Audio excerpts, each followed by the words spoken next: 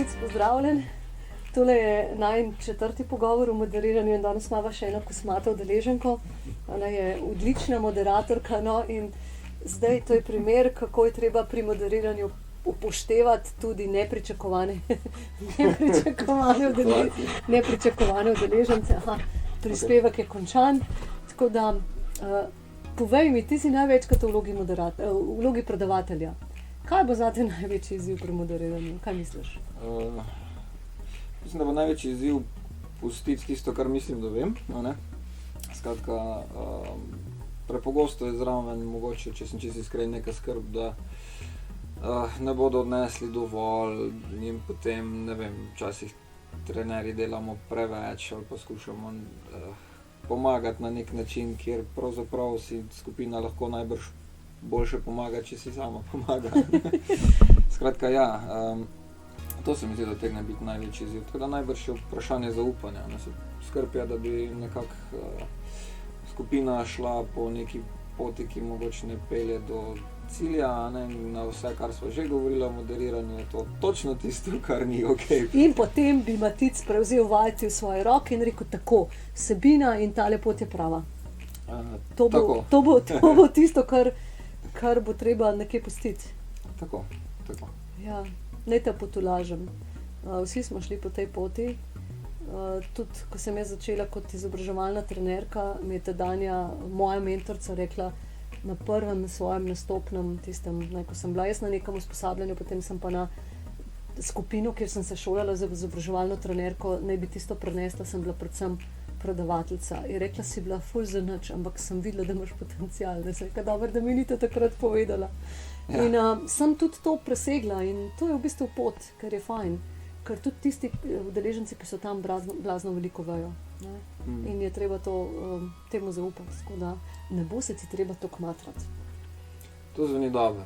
Spomnim se enkrat, eno od prvih pogovorov, ki smo jih imela, tako že leta nazaj, ko sem ugotovil, da sem precej utrujen po delavnici in si vprašala, če sem preveč delal, skratka, da namesto, da bi oni prispevali, da bi res moč skupine uporabil in tako dalje, da sem morda želel preveč, naredil preveč, skratka, jaz sem bil bolj utrujen, medtem ko če že kdo bi skoraj, da je bilo bolj smiselno, da so oni. No, bova tako rekla, mene so na začetku moje, zdaj bom rekla, trenerske kariere naučili, da ne bi bil izobraževalni trener ob koncu nekega usposabljanja spočit, udeleženci pa prijetno utrujeni. In takrat tega nisem razumela, ker sem se srečevala z istimi stvarmi, kot ti praviš. Potem kasneje sem se pa naučila in pri moderiranju je ta tudi odgovornost, za rezultate sploh ni tvoja. Ti si odgovoren za proces, udeleženci so pa odgovorni za rezultate, čeprav ti bo dostikrat želel kakšen naročnik obesiti to, da ne bi ti prevzel odgovornost za nekaj, na kar ne moreš vplivati. O tem bomo tudi govorili na usposabljanju. Povej mi, kakšne sošolce si ti želiš, koga povabiš na usposabljanje, ker konec koncev, to sva se že pogovarjala, edini vir znanja, niti slučajno ne bom jaz, sploh ne, jaz bom prispevala en košček v mozaiku, učili se boste sami od sebe skozi proces in tudi drug od drugega. Kdo naj bodo te tvoji soudeleženci in hkrati tudi tvoji učitelji? Koga povabimo? Tu bi si želel videti predvsem pravzaprav zelo široko publiko ljudi. Iz različnih vidikov, tako po starosti, po panogi, javni, zasebni, to ne vidim, da ne bi koristilo komorkoli, ki se ukvarja s skupinami in želi jih razviti,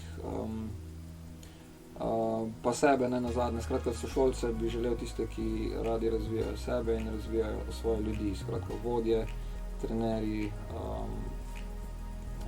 marsikdo pravzaprav. Ja. Izobraževalci, coachi, supervizori, projektni vodje, vsi, ki preprosto delajo v timih, da ne nosijo vsega bremena sami, ampak da res izkoristijo ves tisti potencial pa vse vire, ki jih prenaša res čisto vsak posameznik, ki je zelo velikokrat neizkoriščen. Ja.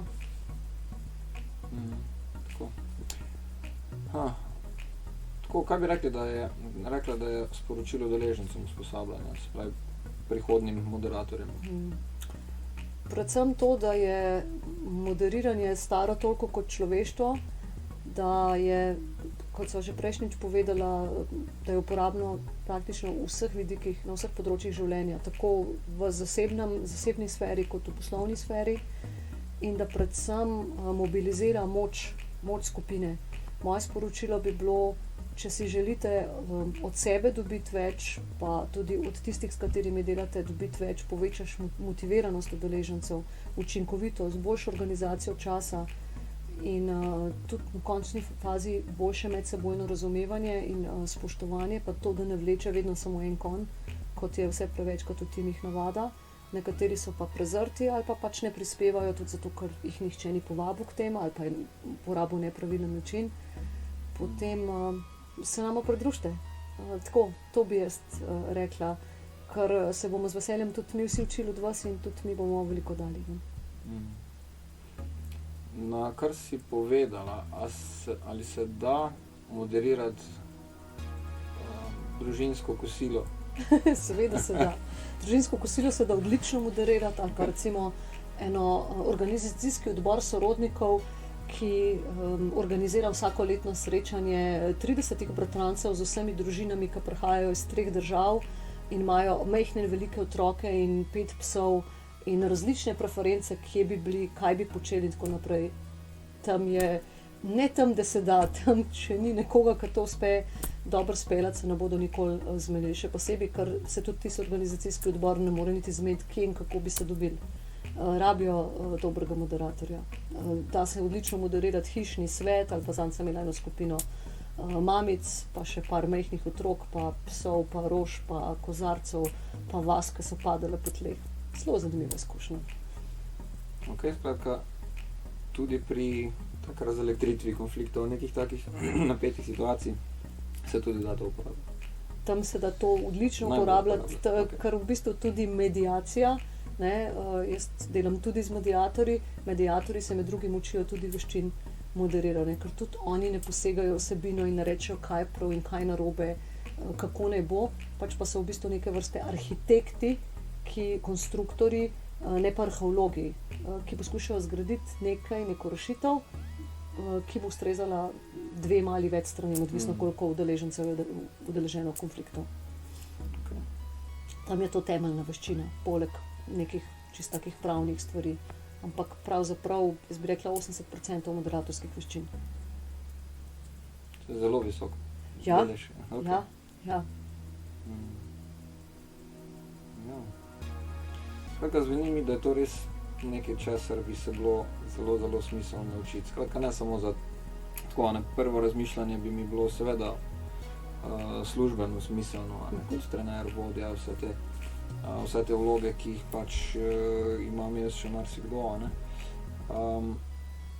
Kaj bi si želel, recimo, da bi bilo drugače, pa me zanima, če je to tisto, o čemer bomo govorili, je recimo to je tisto, kar želiš dobiti, odnesti s sabo, kar ti je najbolj vredno na usposabljanju. Tako. Skratka, veliko smo govorili o procesu. Ali mi bo po usposabljanju zelo, zelo jasno, kako stvar peljati, tudi če nisem v profesionalni vlogi, recimo družinski piknik, kjer bi lahko stvar izpadla umetno, ne naravno, ali mi bo potem jasno, kako to speljati, ali bom dobil povratne informacije. Predvsem boš imel izkušnjo, veliko izkušenj, ker delali bomo na vsebinah, ki jih boste udeleženci predlagali, tiste vsebine, ki vas zanimajo. Poleg tega boste pa vsi dobili izkušnjo, da boste v teh procesih in v moderatorski vlogi udeleženca, potem pa še vlogi opazovalca. Nekdo, ki opazuje proces in povratno informacijo boste dobili in dajali tudi iz vseh 3 vlog. Tako da lastna izkušnja je najboljša izkušnja. Šli bomo čez tako imenovane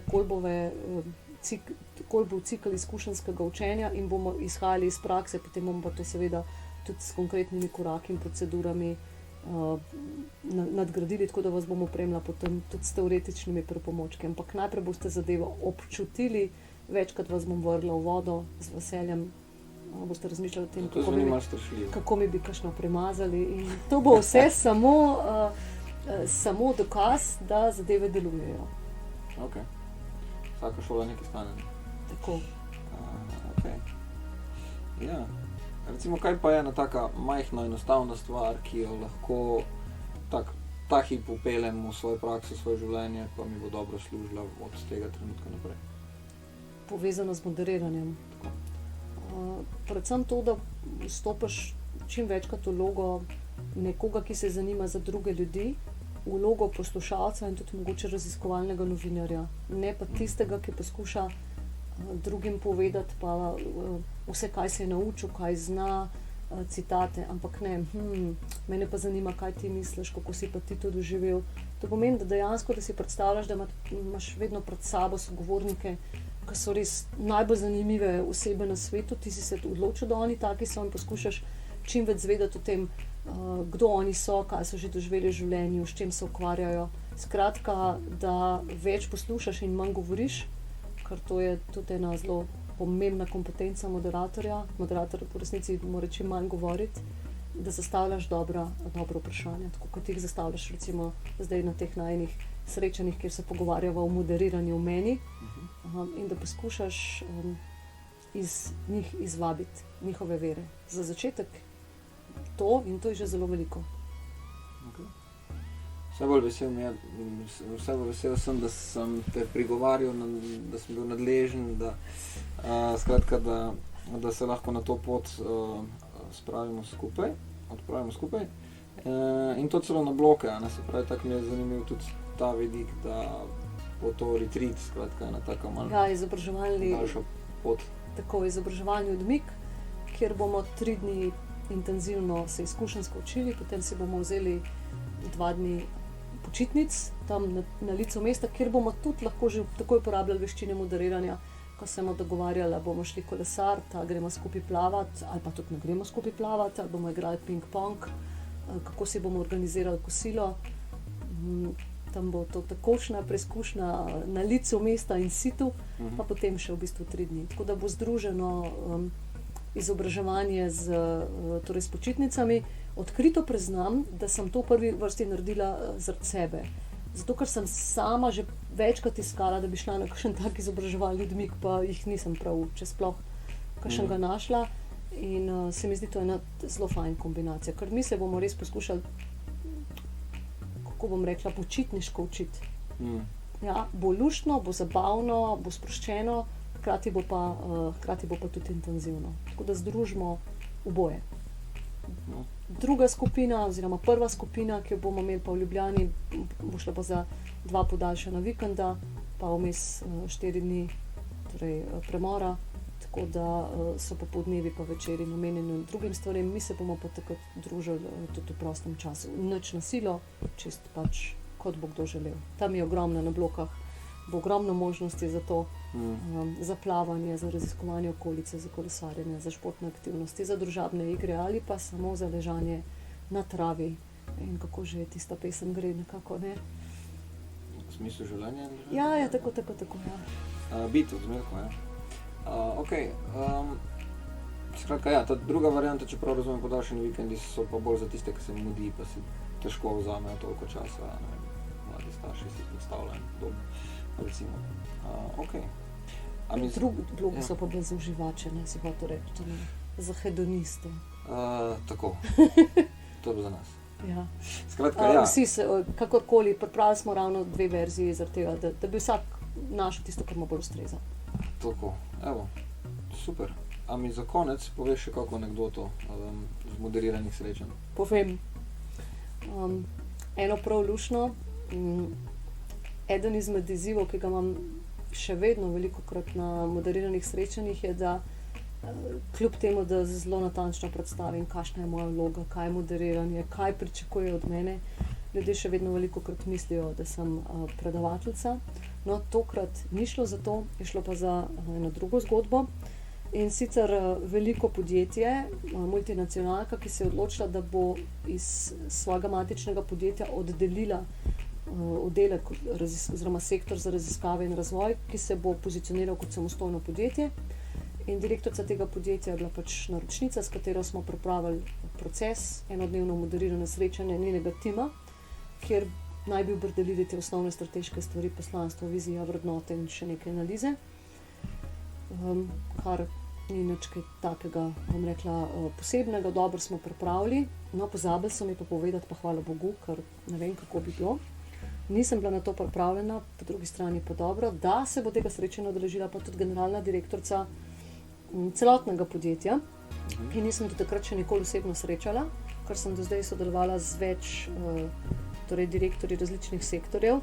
To je pa ena zelo, kako ne rečem, lucidna gospa, mislim, briljanten da lahko samo res, ne vem, če sem že kdaj srečala človeka, ki tako hitro razmišlja, povezuje, ima tudi ogromnega znanja, hkrati pa tudi izjemno intenzivnost. In tudi to, da ko pride v prostor, zavzame 97% tega prostora, čisto energetsko, komunikacijsko. No, in mi seveda začnemo s tem srečanjem, mislim, da je bilo okrog 10-12 ljudi in v tej osnovni skupini je bilo pa nekaj bolj takih plahih, raziskovalk, introvertiranih gospa, ki v prvem delu sploh niso prišle do besede. Sem rekla, opsala, tukaj pa imamo zdaj en primer, ki bi ga lahko predelili težavnega udeleženca, nekaj rabim s tem narediti, ker drugače bo pravzaprav ena oseba vse rešila, vse povedala, tako kot se njej zdi, pa to ni bil namen. In sem jo seveda med prvim odmorom pocukala za rokav in sem rekla, poslušajte, res rabim vašo podporo, to je zelo zahteven proces, vi ste toliko izkušeni, in sem jo naredila za somoderatorko. In sem ji dala res zelo natančna navodila, sem jo, da tako rečem, postrojila po direktorsko, po njeno, da njena naloga od zdaj naprej, tam, ki jo bom jaz določila, da je pa res, da zastavlja dobra vprašanja, da izvabi, da res vsak udeleženec je slišan, in ona je to vzela smrtno resno in seveda upravlja zadevo z odliko. In potem jaz berem evalvacijski vprašalnik in je res sami presežniki, zadovoljna, kam vse me bo priporočila, ne vem, kaj ni napisala. No, ampak smetana na torto je bila pa potem, ko me pa kliče direktorica enega drugega sektorja, ki je ni bilo na tem srečanju, s katerega sem že prej sodelovala, in je rekla, generalna direktorica je bila seveda čisto navdušena nad tabo, kar me ni presenetilo, ampak je pa na koncu rekla, viš, sama je bila pa Karina Lena že po prvem odmoru tako utrujena, da sem ji mogla malo pomagati, da smo zadeve zvozili. Tako da, in seveda se je tudi ta kolegica temu fajn nasmejala in sva obe vedle, ker se je tudi ona šolala pri meni, da sem jaz samo pač izrabila ta vir, kaj ti drugače, ne vem, kako bi bili ostali udeleženci slišani in naslovljeni. Tako da sem potem z njo še večkrat sodelovala in sem seveda ta vir zelo dobro uporabljala tudi še naprej, potem v eni mednarodni skupini, kjer je pa tudi ona še po enem srečanju rekla, da pa zdaj naprej pa ne rabijo več moderatorjev, ker so oni vsi tako usposobljeni, kar se mi zdi tudi konec koncev super. Tako da ja, take luštne stvari se dogajajo in tukaj je zelo pomembno, da človek nikoli tega ne vzame osebno, ali pa da se sploh ne bi počutil kaj užaljenega. Bistvo je, da so bili cilji doseženi in da uporabimo tiste vire, ki se nam ponujajo. No. Tako da meni je bilo velik privilegij delati s to gospo potem še večkrat. Sem vedela lahko, kaj lahko pričakujem in tudi sem vedela, da imam tam veliko enih verov, ki jih lahko uporabimo za dobro skupine. In to je bistvo vsega. Tako da, to je to. Hvala za to.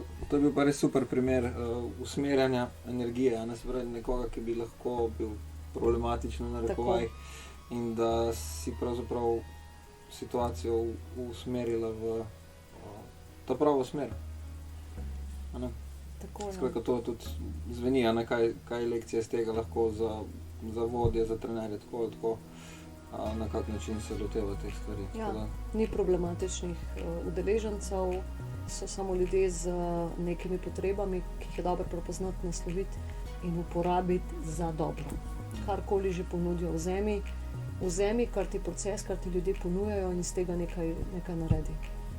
Uporabi se to, da bo služilo skupini. Tako da to bomo tudi mi naredili, kakršnikoli viri bodo prišli na usposabljanje, bomo iz tega naredili nekaj dobrega. Pa če bo to slon, žirafa, kakšen lastenc, ki se bo podaril, karkoli bo, vse bo v redu. Skratka, rabimo gradbeni material, da lahko nekaj lepega zgradimo iz tega. Okay. Karin, hvala za tvoj čas, hvala vsem, ki so gledali tudi za njihov čas in pozornost, pa se vidimo v blokah. In na tem prej še z podaljšanimi vikendi za vse, ki se jim mudi. Vse v enem. Hvala tebi tudi, Matic, za povabilo, za to, da si me drezal, pa upam, da boš na nek način težaven udeleženec da bomo lahko čim več tvojih virov uporabili na usposabljanju. Ja, z veseljem. Veliko sprašujem. Okay. Hvala lepa tudi vam.